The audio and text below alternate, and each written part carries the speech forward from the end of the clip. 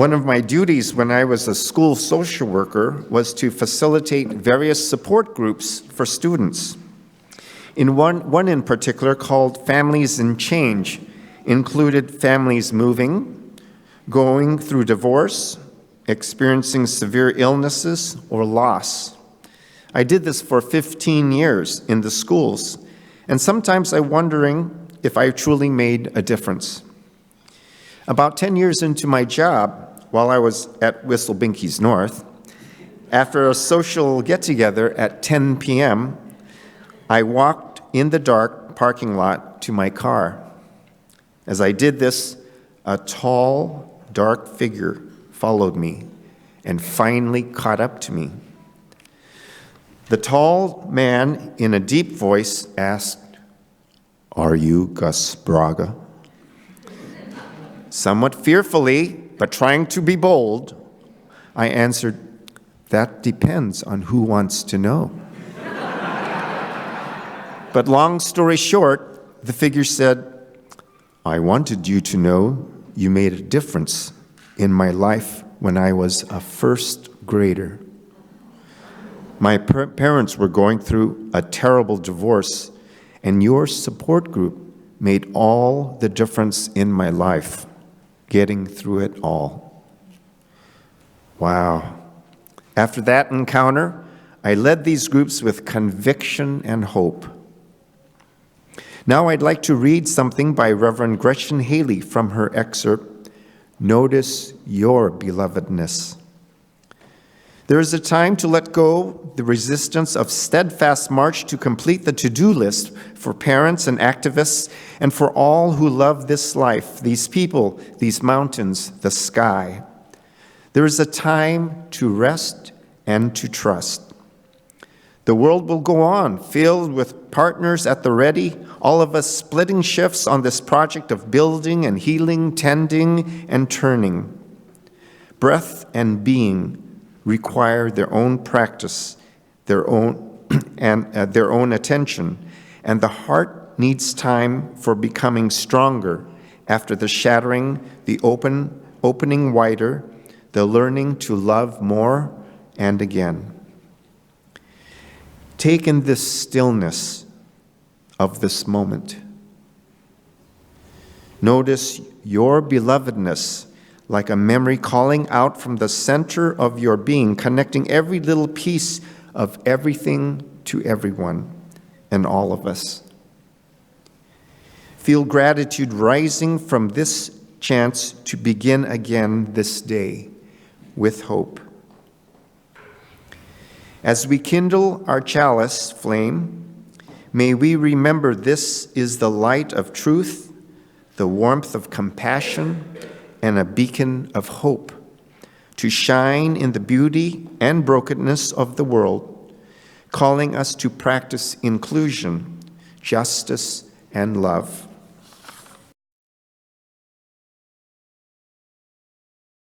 The first reading is an excerpt from the writing Life by Annie Dillard. There is no shortage of good days. It is good lives that are hard to come by. A life of good days lived in the senses is not enough. The life of sensation is the life of greed. It requires more and more.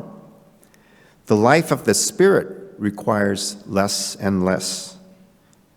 Time is ample and its passage sweet. Who would call a day spent reading a good day? But a life spent reading, that is a good life. A day that closely resembles every other day of the past 10 or 20 years does not suggest itself as a good one. How we spend our days is, of course, how we spend our lives. What we do with this hour and that one is what we are doing. A schedule depends from chaos and whim. It is a net for catching days. It is a scaffolding on which a worker can stand and labor with both hands at sections of time. A schedule is a mock-up of reason and order, willed, faked, and so brought into being, It is a peace and a haven set into the wreck of time. It is a lifeboat on which you will find yourself decades later, still living. The second reading is Set in Stone by the Reverend Victoria Safford. In a cemetery once, an old one in New England, I found a strangely soothing epitaph. The name of the deceased and her dates had been scoured away by wind and rain. But there was a carving of a tree with roots and branches, a classic 19th century motif, and among them the words, "She attended well and faithfully to a few worthy things." At first, this seemed to me a little meager, a little stingy on the part of her survivors. But I wrote it down and have thought about it since, and now I can't imagine a more proud or satisfying legacy.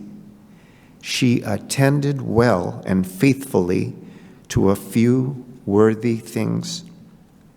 Every day I am in danger of being struck by lightning and having the obituary in the local paper say, for all the world to see, "She attended frantically and ineffectually to many unimportant, meaningless details." How do you want your obituary to read? "He got all the dishes washed and dried before playing with his children in the evening?" Or, "She balanced her checkbook with meticulous precision and never missed a day of work. Missed a lot of sunsets, missed a lot of love, missed a lot of risk, missed a lot. But her money was in order." Or, "She answered her phone calls, all her mail, all her voicemails, but along the way, she forgot to answer the call to service and compassion and forgiveness, first and foremost of herself." Or, "He gave and forgave sparingly, without radical intention, without passion or conviction." Or, "She could not or would not hear the calling of her heart." How will it read? If you had to name a few worthy things to which you attend well and faithfully, what, I wonder, would they be? A person will worship something. Have no doubt about that, wrote Unitarian Ralph Waldo Emerson. He said, "We may think our tribute is paid in secret in the dark recesses of our hearts, but it will come out."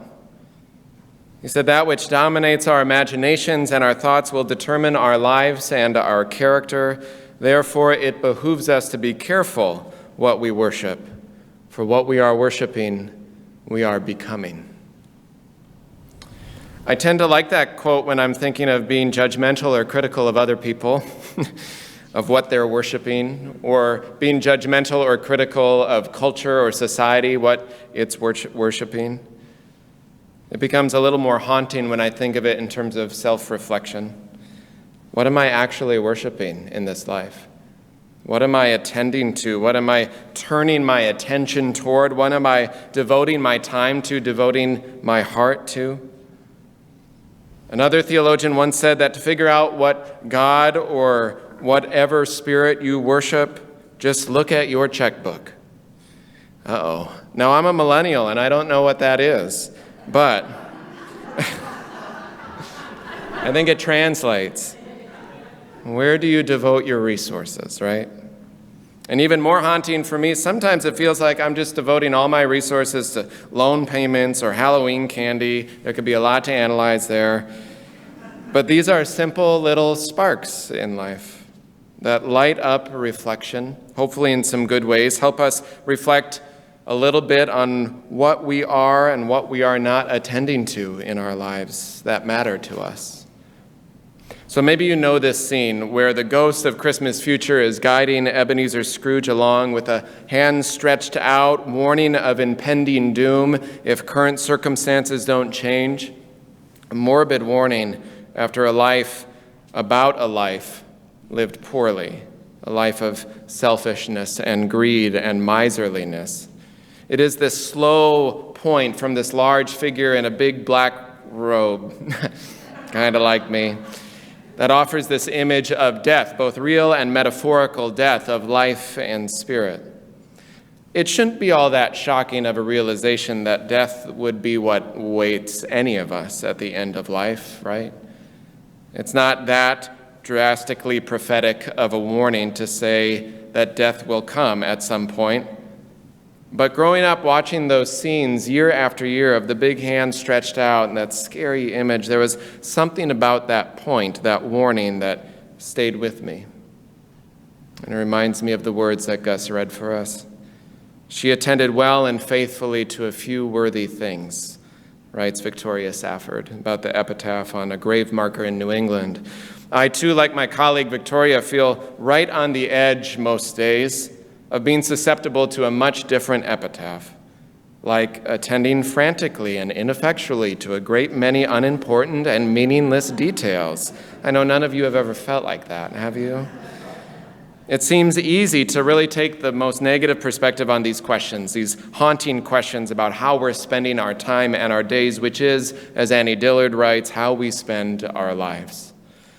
It doesn't take long for me to become existentially worried about the lasting impact of my life, what I'm tuning my heart to, what I may be worshiping, how I am or not attending to all the things, my personal well-being, my family well-being, my professional well-being. How am I balancing it?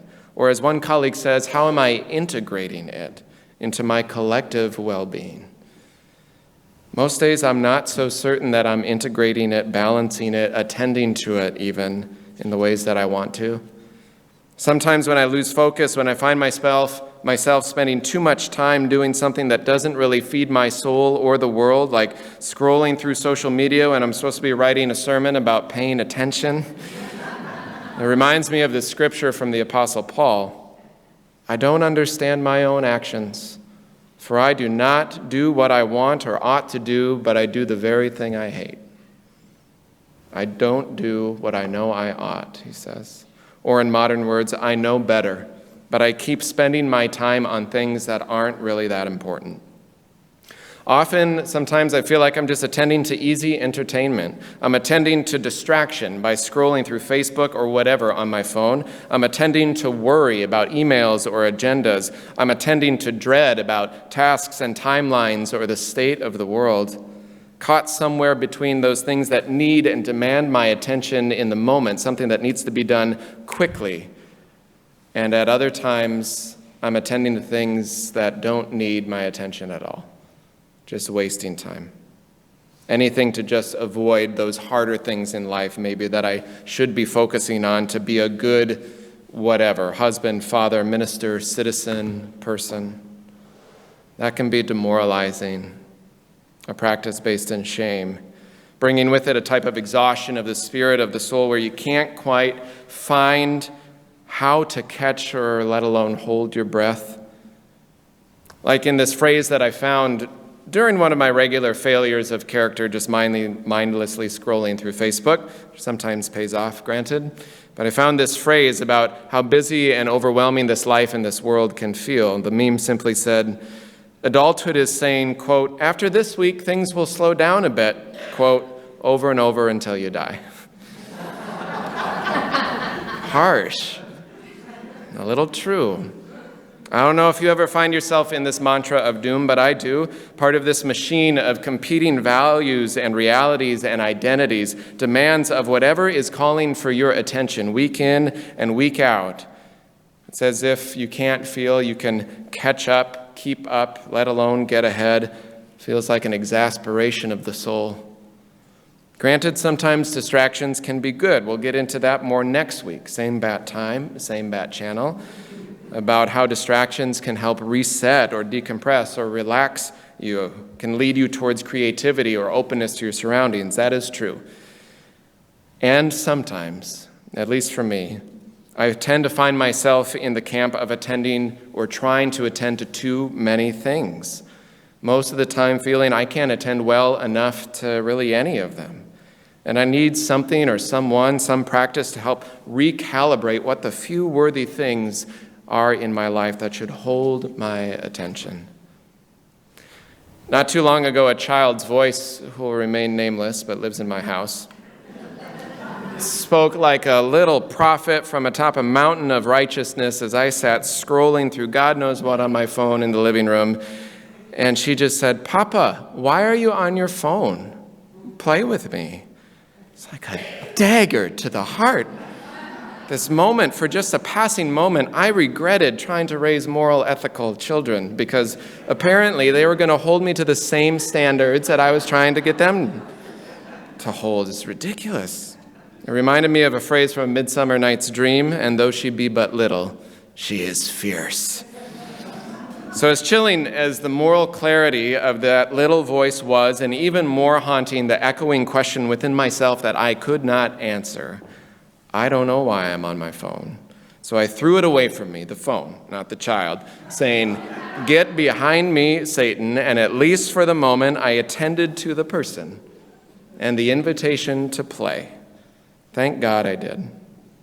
Sometimes, whether it's from someone we know and love or someone we just met, sometimes just a word or a phrase can be like a jolt to our senses. It can call us out of whatever haze is clouding our soul or our self from the world, calling us to account to our best self for our attending to distraction or worry or dread or beauty and love, creativity and hope. What are we attending to? That voice calls us back. Sometimes the most poignant wisdom comes as a reminder, sometimes a little bit about what we're doing wrong, or at least not well, at least in the moment. And mostly more deeply, though, it's an invitation to live the life we really want to live, to recenter, to refocus, to call us back to the world and life we want to be spending our time in. When something in our life that we love or someone points out to us overtly or subtle, this is a type of pointing like a child on a path saying, "Look at that," or "Notice this," or "Pay attention to this." Not as some warning of impending doom, but an invitation to the beauty of the moment. That's what I've been wondering about these days. Who are these people in my life or yours? Who are these people? What are these practices? When and where are these moments that call us back?